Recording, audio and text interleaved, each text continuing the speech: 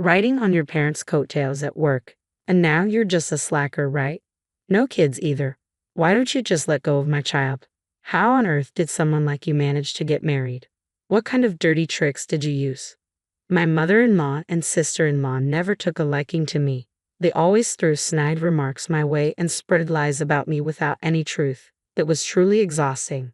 My name is Karen Williams. I'm 35 years old and my husband John is turning 37. We've been married for 7 years.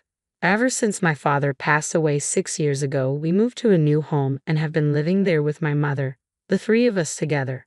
John is kind and he gets along well with my mother, making our home life peaceful and fulfilling. However, my career has had its ups and downs, causing me considerable stress until things settled down. After graduating from college, I worked at my father's company where he was the CEO. But after seriously considering my abilities, I decided it wasn't the right fit for me and switched jobs in the first year of marriage. It was a tough decision at the time. Looking back, I'm glad I made the change. I have 2 brothers, both of whom joined our father's company. Since my mother also worked there, it seemed only natural that I would too eventually. The company specialized in electrical engineering, which is why I pursued and completed my degree in that field before joining my father's business. Since my whole family worked in the same place, I never doubted that was where my future lay. When I first started, I faced gossip for sure. Rumors that I only got the job because of my father. It was expected but still hurtful.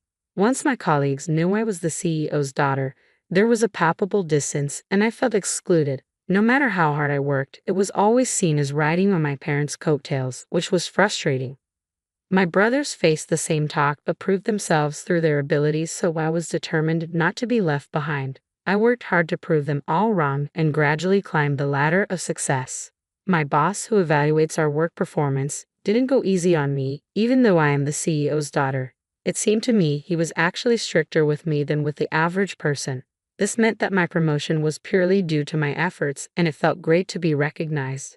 But even that achievement was tarnished when people said it was because of favoritism, which really got me down. 3 years after joining the company, I met my husband. As we grew closer, I became particularly disliked by the female staff. He worked for a firm that did business with my father's company and was well liked for his competence and personality.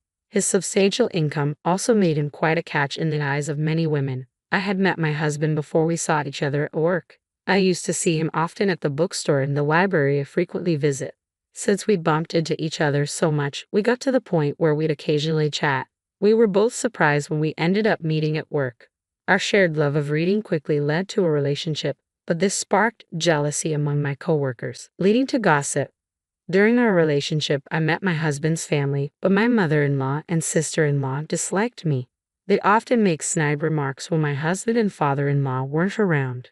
They believed I had it easy with a job thanks to my father, and that it must be nice living without hardships. They thought I coasted through life on my parents' successes, enjoying a high salary because of them. However, my father would never hire someone without the skills, even if it was his own child. He's a family man and kind-hearted, but business is business with him. At work, he was strict and never mixed business with personal matters. My father doesn't play favorites just because I'm his child. If I didn't have the skills, I wouldn't have been hired. Certainly, I respect my father's capabilities as a CEO, and I hate those who belittle his judgment unreasonably. But when I voice this, my mother-in-law just won't have it. My sister-in-law, too, takes jabs at me for supposedly riding on coattails, and she seems to resent the close relationship I have with my husband. How on earth did someone as plain as you get married? What tricks did you pull off? My sister-in-law seems to have an even bigger problem with me because her relationships never last long, and here I am happily married to my husband. My sister-in-law dresses impeccably in what looks like high-end fashion and turns heads, but her sharp personality seems to lead to short-lived romances. I later found out that my sister-in-law went to the same college as my brother, and she had once confessed her feelings to him, but was turned down. During a family gathering, they recognized each other. When I inquired about my sister-in-law with my brother, who seemed to know her, he told me this story. From my point of view as his sister, my brother, whom I could boast about, is earnest, hardworking, and good at showing consideration for others, plus he's into fashion, so I guess that's why he was pretty popular with the ladies. Knowing that such a man was my brother, my sister-in-law seemed to take out her frustration from being rejected by him, becoming harsher in her attitude. So, I made it a point to keep my distance when it was just my mother-in-law and sister-in-law. Moreover, when I would go to my in-laws' place and have tea, it tasted off, as if something had been added. It wasn't apparent by looking at it, but it seemed like my mother-in-law was deliberately serving me unpleasant food as a form of harassment. I thought it might be my imagination, but when I saw her smirking maliciously and ridiculing me when I pointed it out, saying I couldn't appreciate the taste, I knew it was intentional. Both of them were always sour or mean when they saw me, putting on a friendly face in front of others. So, I've learned to navigate around them to avoid their snide remarks. With the food served at my in-laws, I politely eat as little as possible to avoid being rude. And if you ask whether I lived happily after marrying my husband, I'd say not quite. Even though my relationship with my husband was good, getting married meant facing more gossip at work. The back talk at work got worse than when we were dating, and with the ongoing harassment and sarcasm from my mother-in-law and sister-in-law, I gradually lost my spirit. I found my work rewarding, but the environment was so toxic it made me wonder if this was okay. I found myself contemplating my future more and more. During this time, my father passed away, and my brother became the CEO, which led to me being gossiped about as the CEO's sister. Already shocked by my father's death, my spirit was completely broken. I felt I could no longer work at the company, yet I had always imagined I would work at my father's company. I hadn't thought about what kind of job I might want to do now. Years of being subjected to gossip and sarcastic comments had eroded my self-esteem, and I found myself crying at the drop of a hat, confused by my unconscious tears and not even understanding what I was sad about. I was truly at a loss. Seeing me like this, my mother and husband were really concerned and took great care of me. Supported by these two, I slowly began to recover and even consulted my mother about the future. I'd been thinking about trying a different job, but I don't really have any special skills. Is there anything I can do? I said it out in a disheartened voice. Then, to my surprise, my mother said, "Karen, you've always loved reading and writing stories, haven't you? I think you'd be suited for a job that involves writing." Her words jogged my memory. It was true. I've always been an avid reader, and I was better at liberal arts subjects in school. I was part of the literature club, enjoyed writing novels and poems, and was active and happy. I still love reading books to this day. Encouraged by my mother, I began considering a career in writing. Upon reflection, I realized that a career in electrical engineering just wasn't right for me. Ever since I was a student, my mother had always told me to choose a job I loved. But back then, I didn't see it. I guess my mother understood me better than I understood myself. So, I decided to make a fresh start and set my sights on becoming a novelist. I began working as one. However, being a beginner, it was tough to find work, and I was chipping away at my savings every day. I faced my computer continuously, writing. Back in the day, I was driven by the desire to prove others wrong, but now I'm working hard for myself, and despite the challenges, I find it more enjoyable. I spend more hours than I did when I was employed at a company, dedicating most of my day to crafting stories. Gradually, my income increased, and by the second year, I was making about as much as an average office worker's salary, though it was less than what I used to earn. In the fourth year, one of my novels won an award and even got published. This allowed me to sign a contract with a publishing house, securing a stable flow of work. By the fifth year, thanks to a hit novel, I was earning more than my husband, who has a pretty hefty salary.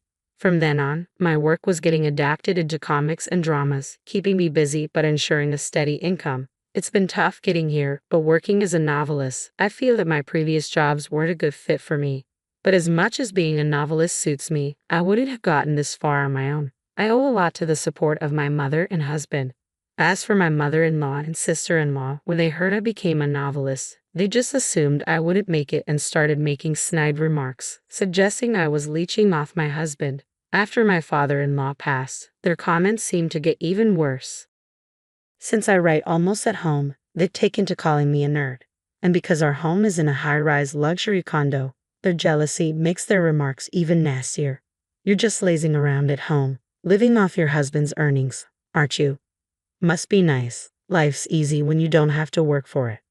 They assume my husband is the one who bought our condo and covers all our living expenses. They're convinced I don't contribute financially, especially since I switched careers to become a novelist. However, the condo was actually inherited from my father, so my husband has nothing to do with it. Plus, the building has great amenities, so I hardly need to go out, which only strengthens their misconception that I'm a nerd. But I split the living costs with my husband, and even though I've explained this, they still believe that my husband is paying for everything. So they continue to make their comments behind his back, and I just bear it, although it's definitely stressful. They also make rude comments about how I haven't given birth to a child. This started when I turned 30, and it's just so tiresome. Now that I'm 35 and still not expecting, I'm starting to get worried myself. I was made to feel uncomfortable by these two people, and despite explaining work matters to them repeatedly, they wouldn't listen and would just insult me. So, I slyly sought advice from my mother and husband. When I was working at the company, I didn't consult anyone until I reached my breaking point. Learning from that, I decided to talk to them early on. But aside from my mother, since the two are part of my husband's family and act like decent people in front of him, I made sure to convey things to him in the gentlest terms possible. You don't have to deal with those two. I'll handle any meetings or communications with them. He knew about the period when I was emotionally unstable due to the backbiting, and out of concern, he tried to ensure I wouldn't have to see them more than necessary. Thanks to him, the occasions of being subjected to their snide remarks lessened, but there were still times when their malice got to me and brought me down. However, the thought that I have allies in my mother and husband quickly helps me bounce back. As for not being able to have children, my mother, who had me at an older age, assured me there was no need to rush. It's just not the right time yet. I had you later in my life, so there's no reason to worry. Do you think so? All right, I won't stress about it too much, and I'll just wait patiently, talking with my mother. Considering my current workload and the negativity from those two, I thought I couldn't afford to have children now. Even though I felt rushed, I decided not to worry about it as much as possible. I still got snide remarks from the two of them, but my mental state was more stable than when I was working at the company. The house my father left us was well designed and well located, so I lived peacefully with my mother and husband and felt happy. Plus, with the gym equipment and workspace in the shared facilities, I could exercise and take breaks during work, which helped me get by smoothly. However, one day, my mother, who had been working energetically, suddenly collapsed and passed away from a stroke. She had gone to work as usual that day, and I had sent her off with a smile. She had no chronic illnesses, and I thought she would live much longer, so I was stunned when I found out. By the time I got to the hospital, my mother had already passed away. I stared at her, who looked as if she had just fallen asleep, with disbelief. It didn't seem real, but as I arranged for her funeral, my feelings finally settled down, and I quietly cried. I can't believe she's gone so suddenly. She was fine just this morning. My husband, knowing how lively my mother was in the morning, cried with disbelief. He had a close and long relationship with her, so he was mourning as well. While we were sad, we prepared for the wake and funeral, and manned the reception. Seeing acquaintances come by and mourn, I realized how loved my mother was and felt consoled. My mother-in-law and sister-in-law came, and perhaps because they were with my husband, they acted somberly. But when my husband was busy with other people, they whispered to me, "With your mother gone, it's going to be tough from here on out. Since we're family, we don't need condolence money, right? Don't worry, I won't give a dime to someone who's just a gold digger." I was appalled by their insensitivity at such a time. They were stingy about the condolence money and even mocked me, saying I had been too dependent on my mother for my age. I was still in a state of shock and numbness after my mother's sudden passing, but I couldn't help but feel angry at the insensitivity of those two. Before I could respond, my husband came over, and the two of them quickly pretended to be sad and left. I was astonished at their audacity, but I decided to focus on mourning my mother rather than dwelling on their rudeness. Even after the funeral was over and I was back home, I was still overwhelmed with grief and felt listless. I sat down on the couch, still in a daze during the funeral preparations and the service itself. I was kept busy enough to somewhat distract myself from the sorrow. But once home, the memories of my mother came flooding back. Thinking of how vibrant she had been made me even more sorrowful, and the sense of loss was overwhelming. My eyes and nose were sore from all the crying, but being back home made me realize just how recently she was still alive. Despite thinking I had cried all my tears at the funeral, I found myself tearing up again. I was deep in my grief, but a rational part of my mind knew that I couldn't afford to stay this way. I had a lot of manuscripts to write by a deadline, and with the funeral and everything, I had already made arrangements with the publishing house. I knew I couldn't take advantage of their understanding any longer. My mother supported my career, so in her honor, I tried to calm my grief and resolved to get back to normal starting tomorrow. While I was doing this, I got a call from the front desk saying there was someone at the door claiming to know me. My husband inquired further and found out it was my mother-in-law and sister-in-law. I wondered what they could want since we had just seen each other at the funeral. I didn't feel like seeing them, but in hopes of a distraction from my sadness, I washed my face and decided to go down with my husband. As we descended to the first floor entrance, puzzled by their visit, we were greeted before we could even speak. They said with a smile, "We're going to be living in your house from today, so show us around, please. And since this is our home now, you, a stranger, need to leave right away." We were stunned by their words, unable to comprehend as we stood there agape. They demanded we hurry up and show them around the house. I didn't understand what was happening, but to get to the bottom of things, my husband suggested we head to a nearby store to talk it out. He was worried about showing them around the house right away. Rather than that, they insisted, "Hurry up and show us around the house. It's ours from today on." "Yes, hurry up," they both complained, apparently unsatisfied with the idea of discussing the matter anywhere but the house. The commotion began to attract the attention of other residents at the entrance, who started to wonder what was going on. "Let's not cause a scene first. Please explain why you suddenly decided to live here." My husband explained that we couldn't just give them the house because my mother's estate hadn't been settled yet. Somehow, my husband managed to persuade them to go to a nearby diner. After ordering drinks, we listened to their story, and the sheer absurdity of it all made my previous sorrow vanish in an instant. "That house belongs to John, doesn't it? Your mother was paying for it, but now that she's gone, rather than supporting a nerd, we might as well live there together. You should divorce that nerd you're supporting and come live with us," they said confidently, claiming it was a good idea. My husband was bewildered by their absurd claims, which they made as if they were the most natural thing in the world. It seemed he was getting angry, especially with the insults hurled at me, but he calmly started to clear up their misunderstanding. "First off, that condo is Karen's, inherited from her father, not mine, and Karen's not unemployed, she has a job," my husband explained. I clarified that I was the owner of the condo, which was part of my father's legacy, and that I was working as a best-selling novelist. However, they wouldn't accept it. "A novelist? That's hardly a stable income. There's no need to defend her just because she's your wife, right? Defending her like that, are you brainwashed or something? You'd better divorce her quickly," they insisted, dismissing my achievements as lies. Being ridiculed about my mother and the work I've poured my heart into, I was truly getting steamed. I'd been patient until now, but decided it was high time to speak up. Just as I was about to open my mouth, my husband, who'd been irritably explaining to the two unlistening people, lost his cool before I did and burst out in anger. "Enough already. Stop talking nonsense. Don't you ever mock Karen," my husband exclaimed, shocking both of them. "We've explained it time and again.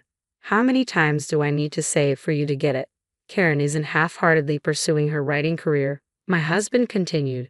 With my husband's outbursts, it seemed they finally began to realize that everything we had been explaining was the truth, and confusion set in. "Okay, I get it. We're sorry. Let's live together then. I've already told my friends I'm moving into the high-rise condo. It's going to be embarrassing if I don't, so let us move in," they said, still without sincere regret or apology. My husband, growing even angrier, declared, "There's no way we're living with you two. Just go back home." He seemed more disappointed than I was that his own family would suggest such a thing, and his rejection of them was even stronger.